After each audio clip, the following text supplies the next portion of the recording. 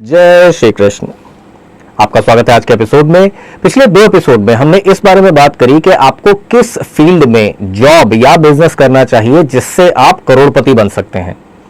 आपकी कुंडली में जो 6th हाउस और 7th हाउस होता है ये डिसाइड करता है कि आप किस फील्ड में सबसे ज्यादा सक्सेसफुल होंगे। आज इसी का लास्ट पार्ट हम करेंगे। अभी तक अगर हम बात करें तो हम लगभग सारे ग्रह कंप्लीट कर चुके हैं सिवाय शनि महाराज, राहु और केतु के। तो आज हम शनि, राहु और केतु के बारे में बात करेंगे। इस कॉन्सेप्ट को समझने के लिए मैं थोड़े बेसिक्स आपके क्लियर कर देता हूं, ताकि अगर आपने पहले एस्ट्रोलॉजी का कोई वीडियो ना भी देखा हो, इवन पहले के 2 एपिसोड भी ना देखे हो, तो भी आप इसको समझ सकें कि पूरी दुनिया में किसी की भी अगर कुंडली होगी तो उसमें 12 हाउसेज होते हैं जिनका सीक्वेंस फिक्स होता है। अब ये एग्जाम्पल कुंडली जो आप देख रहे हो, इसमें जहां 1 नंबर लिखा है वो सबका 1st हाउस ही रहेगा, जहां 6 लिखा है वो सबकी कुंडली में 6th हाउस रहेगा, और जहां 10 लिखा है वो सबकी कुंडली में 10th हाउस रहेगा। अब आप कहोगे कि आपकी कुंडली में तो यहां कुछ और नंबर लिखे हुए हैं, तो वो हाउस के नंबर नहीं है, वो राशियों के नंबर है। अब राशियों के नाम की जगह नंबर इसलिए लिखा जाता है क्योंकि उनका सीक्वेंस भी फिक्स होता है। 1 नंबर मेष होगा, 2 नंबर वृष होगा, 3 नंबर मिथुन होगा, सो एंड सो ऑन। इसी वजह से राशियों के नाम लिखने के बजाय सिर्फ उनका नंबर लिख दिया जाता है। तो 12 हाउस फिक्स है, उनमें 12 राशियां एंटी क्लॉकवाइज बैठती हैं। जहां पे भी 1 नंबर लिखा हुआ है वहां से एंटी क्लॉकवाइज घुमाएंगे तो 12 राशियां बैठेंगी। अब जो राशि जिस हाउस में बैठी है उस राशि के लॉर्ड उस हाउस के लॉर्ड कहे जाते हैं। फॉर एन एग्जांपल, अगर आपकी कुंडली के 6th हाउस में 7 नंबर लिखा हुआ है तो मतलब वहां तुला राशि बैठी है। अब तुला राशि के लॉर्ड होते हैं शुक्र, तो कहा जाएगा कि आपके 6th हाउस के लॉर्ड शुक्र हैं। आज का जो कॉन्सेप्ट है वो इसी बारे में है कि आपकी कुंडली में जो 6th हाउस होता है ये जॉब को दिखाता है और 7th हाउस बिजनेस को। 6th हाउस के जो लॉर्ड हैं उनसे जुड़े हुए जॉब में अगर आप जाते हो तो आपको सबसे ज्यादा सक्सेस मिलती है, आपको जल्दी से जल्दी प्रमोशन मिल सकता है, आपको काम करने में अच्छा लगेगा वहां पे, और आप अपनी एक अच्छी जिंदगी बिता पाओगे। वहीं 7th हाउस बिजनेस का होता है। अगर आप बिजनेस कर रहे हो और 7th हाउस लॉर्ड हैं जो आपके, उनका बिजनेस कर लेते हो तो आपको बिजनेस में सबसे ज्यादा सक्सेस मिलती है। पहले वीडियो में हमने 1 नंबर और 8 नंबर की राशि को कवर किया था, 2 नंबर और 7 नंबर की राशि को कवर किया था, 3 नंबर और 6 नंबर की राशि को कवर किया था। सेकंड जो वीडियो था इसका, उसमें हमने 4 नंबर की राशि को, 5 नंबर की राशि को, 9 और 12 नंबर की राशि को कवर किया था। तो अब बाकी रह जाती है सिर्फ 10 और 11 नंबर राशि और राहु और केतु, क्योंकि राहु और केतु छाया ग्रह हैं, इनको कोई राशि का पूर्ण आधिपत्य नहीं दिया गया है। जो बची हुई राशियां हैं 10 और 11, इन दोनों के मालिक शनि महाराज होते हैं। तो अगर आपके 6th हाउस में 10 या 11 लिखा हुआ है तो आप शनि महाराज से जुड़ी हुई जगह पे नौकरी कर सकते हैं। अगर 7th हाउस में 10 या 11 लिखा हुआ है तो आप शनि महाराज से जुड़ा हुआ बिजनेस कर सकते हैं। अब क्वेश्चन सबसे पहला यही आएगा, शनि महाराज से जुड़े हुए सेक्टर्स होते कौन से हैं। अब ये चीज तो ज्यादातर लोग जानते हैं कि लोहा जो धातु है वो शनि महाराज की धातु मानी जाती है। तो अगर आप लोहे से जुड़े हुए किसी भी सेक्टर में काम करते हो जहां पे लोहे का ज्यादा से ज्यादा इस्तेमाल होता हो, वो शनि महाराज का काम माना जाता है। मतलब मशीनरी से रिलेटेड अगर आप कोई काम कर रहे हो जहां पे लोहे की मशीनें काम करती हैं तो वो शनि महाराज का काम माना जाएगा। वहीं अगर बात की जाए जूतों की, तो जूते का काम भी शनि महाराज का माना जाता है। जूतों से जुड़ी हुई कोई भी चीज अगर आप कर रहे हो तो उसे शनि महाराज का काम ही माना जाएगा। कोयला शनि महाराज का होता है, तो कोयले से जुड़ा हुआ कोई भी काम अगर आप कर रहे हो तो वो भी शनि का काम माना जाएगा। चमड़ा भी शनि महाराज से रिलेटेड माना जाता है, तो चमड़े का कोई काम अगर आप करते हो वो भी शनि महाराज का काम माना जाएगा। इसके साथ ही साथ में जितनी भी लेबर क्लास वाली जॉब होती हैं, मजदूरी के काम होते हैं, वो सब के सब शनि महाराज से रिलेटेड माने जाते हैं। तो अगर आप ठेकेदारी का कोई काम कर रहे हो जिसमें आपके अंडर मजदूर काम कर रहे हैं, खुद आप कोई फिजिकल लेबर वाला काम कर रहे हो जहां पे मेहनत बहुत ज्यादा लगती है, उसे शनि का काम माना जाता है। मतलब डेस्क जॉब की बात नहीं हो रही कि आप डेस्क पे बैठे हुए हो, कॉपी किताब में लिख रहे हो, कंप्यूटर पे काम कर रहे हो। अगर आप कोई लेबरस जॉब कर रहे हो जिसमें हार्ड वर्क लग रहा है तो उसे शनि का काम माना जाता है। पसीना बहाना पड़े जहां पे। ऑयल से रिलेटेड जो काम होते हैं, तेल निकालने का काम जो होता है, इसे भी शनि महाराज का काम माना जाता है। टायर का काम हो गया, टायर काले होते हैं उनका जो काम होता है वो शनि महाराज का काम माना जाता है। पुरानी चीजों से जुड़ा हुआ कोई काम, रिसर्च से रिलेटेड जो काम होते हैं वो भी शनि महाराज के काम ही माने जाते हैं। और वैसे तो रियल एस्टेट जो है ये मंगल का काम माना जाता है, लेकिन जो मकान बनाने की सामग्री होती है, मटेरियल वगैरह होते हैं, वो सब के सब शनि महाराज के माने जाते हैं। तो अगर आप जो बिल्डिंग मटेरियल का सामान होता है उसका काम करते हो तो ये भी शनि महाराज का काम माना जाएगा। तो आपने हर वीडियो में मैं यही बात कहता हूं कि सारे के सारे काम लिस्ट कर पाना थोड़ा मुश्किल है, वो तो आप सर्च करोगे तो भी आपको मिल जाएगा। मेन चीज जो है वो कॉन्सेप्ट समझो कि 6th हाउस में अगर 10 या 11 नंबर राशि लिखी हुई है तो आपको ऐसी किसी जगह पे जॉब करना है जो शनि महाराज से रिलेटेड है। मतलब जैसे मैंने आपको बताया कि टायर का काम जो होता है ये शनि महाराज का होता है, तो जरूरी नहीं है कि आप ही टायर बनाने लग जाओ, आपकी टायर की फैक्ट्री होनी चाहिए। आप टायर बनाने वाली कंपनी में अगर काम कर रहे हो तो भी आप शनि से जुड़ा काम कर रहे हो। और सेम चीज जाती है बिजनेस के केस में कि अगर 7th हाउस लॉर्ड शनि महाराज बन रहे हैं तो इससे जुड़ा हुआ बिजनेस आपको करना चाहिए। अब आपके दिमाग में ये चीज आ रही होगी कि 7th हाउस के मालिक अगर शनि महाराज बन जाए तो मैं टायर की फैक्ट्री कैसे डालूं, भाई उसमें तो लाखों करोड़ों रुपए लगेंगे, इतने पैसे तो है नहीं। तो जरूरी नहीं है कि आपको उसकी फैक्ट्री ही बनानी है, मैन्युफैक्चरिंग ही चालू कर दो आप उस चीज की। आप टायर बेचने का काम भी कर सकते हो। तो अगर आप टायर खरीदने बेचने का काम भी करते हो तो वो भी बिजनेस ही माना जाएगा। इवन अगर आप जो पंचर का काम होता है, टायर से रिलेटेड कोई भी काम अगर आप करते हो तो वो शनि महाराज का काम ही माना जाएगा, बस रिलेटेड होना चाहिए शनि महाराज से। तो अब 7 सेलेस्टियल बॉडीज तो यहां पे कंप्लीट हो जाती हैं। जो 7 ग्रह राशियों के मालिक होते हैं वो तो हमने कवर कर लिए, लेकिन बाकी रह जाते हैं राहु और केतु। तो राहु और केतु क्योंकि किसी राशि का पूर्ण आधिपत्य नहीं रखते तो इनके साथ में 2 केस होते हैं। पहला, राहु अगर 6th हाउस में बैठा हुआ है तो जो भी 6th हाउस के मालिक हैं उसके काम को आप जितना बढ़ा चढ़ा के करोगे, जितना दिखा के करोगे, लोगों के सामने जितना उसका पब्लिसिटी करोगे, वो काम उतना अच्छा चलेगा।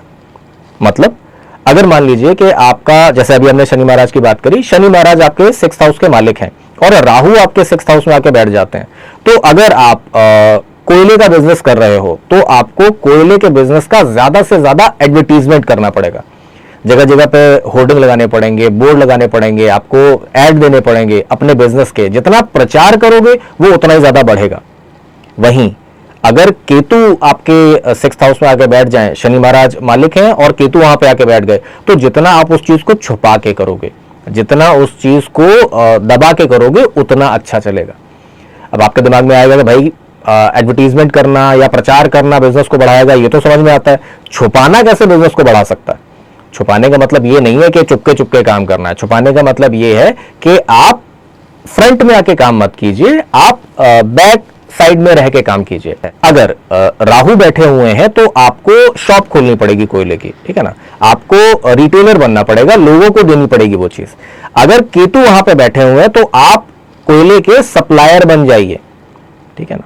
कोयले की जो बड़ी मात्रा में सप्लाई की जाती है, ठेकेदार जो होते हैं वो बन जाइए।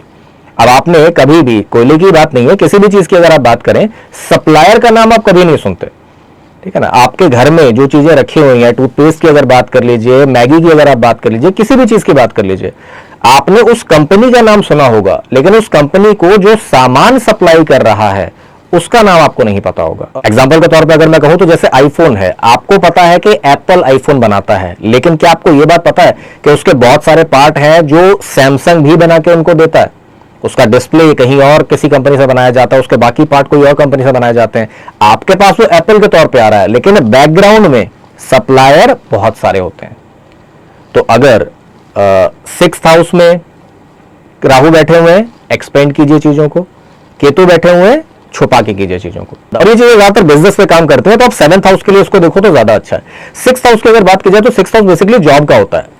जॉब के केस में राहु अगर बैठा हुआ है, शनि महाराज हैं, आप किसी टायर की कंपनी में अपना जॉब कर रहे हो, तो आप अपने जॉब को अपने सीनियर्स, सुपीरियर्स, मैनेजमेंट के सामने जितना ज्यादा अच्छे से दिखा के करोगे उतना आपको तरक्की मिलेगी कि ये वाला काम जो है ये मैंने किया है। कई बार होता है ना, मैनेजर्स आपका श्रेय ले लेते हैं, काम आपने किया और दिखा रहे हो जैसे उन्होंने किया हो, वो नहीं होने देना है, ठीक है ना। आपने ही फ्रंट में आके दिखाना है, बताना है कि ये काम मैंने किया है। जितना ज्यादा प्रेजेंटेबल आप अपने आप को बनाओगे उतना ही आप अपनी जॉब में तरक्की करोगे।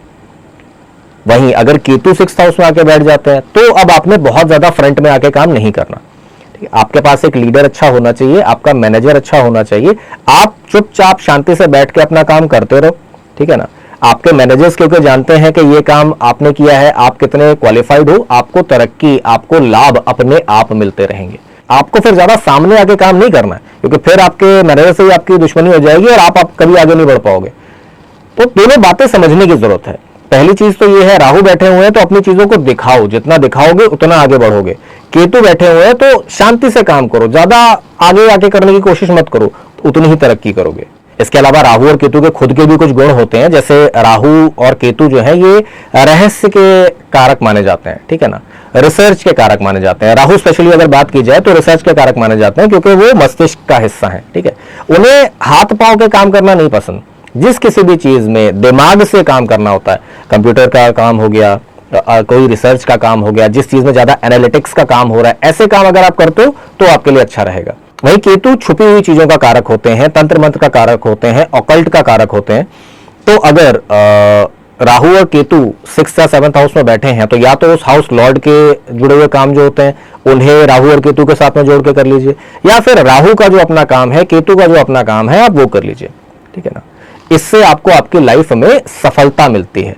एंड में मैं एक बात बहुत क्लियर कर देना चाहता हूं कि 6th हाउस जॉब का है, 7th हाउस बिजनेस का है, लेकिन जरूरी नहीं है कि आप जो आपके 6th हाउस लॉर्ड हैं उसी फील्ड में काम करना चाहो, जो 7th हाउस लॉर्ड है उसी फील्ड का बिजनेस करना चाहो। अब कुछ लोगों का मन भी तो होता है ना। अब मान लीजिए कि 7th हाउस के लॉर्ड शुक्र बन रहे हैं, कला से जुड़ा हुआ काम, एंटरटेनमेंट से जुड़ा हुआ काम आपको फायदा करेगा, लेकिन आपका नेचर ही वैसा नहीं है।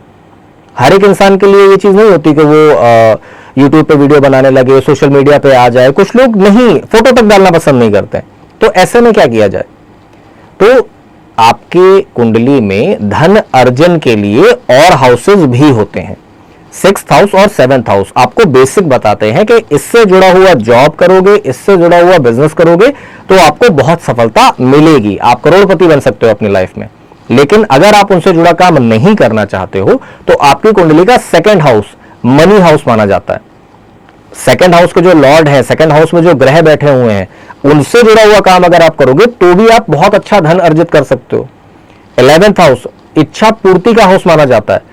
आप अगर उनके हाउस लॉर्ड या जो ग्रह वहां बैठे हैं उनसे जुड़ा हुआ काम अगर आप करते हो, आप अपनी सारी इच्छाएं पूरी कर सकते हो।